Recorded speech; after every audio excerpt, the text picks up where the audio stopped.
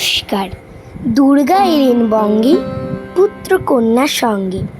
কবি ভবানীপ্রসাদ মজুমদার। দুর্গা মাকে বললে গণেশ, লক্ষ্মী সুর কার্তিক। বঙ্গদেশের অবস্থা আজ খুব ভালো নয় আর্থিক। তাই মা এবার ঠিক করেছি যাবই না কেউ বঙ্গে।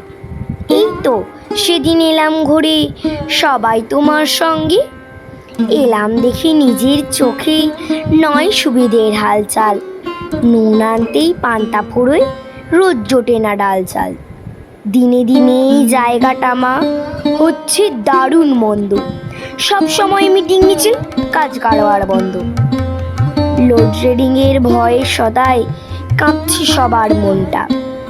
2-3 মাইল যেতেই জ্যামে লাগবে 22 ঘন্টা।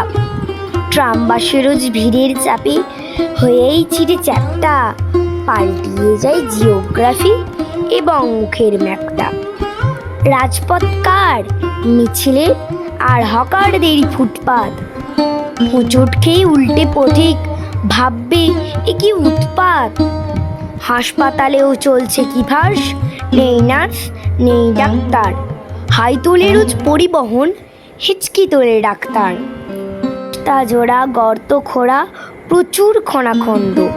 মোড়ে মোড়েই আবর্জনা, ছড়ায় কি দুর্গন্ধ। তবুও কেন সেথায় সবাই মাতে পুজোর রঙ্গে।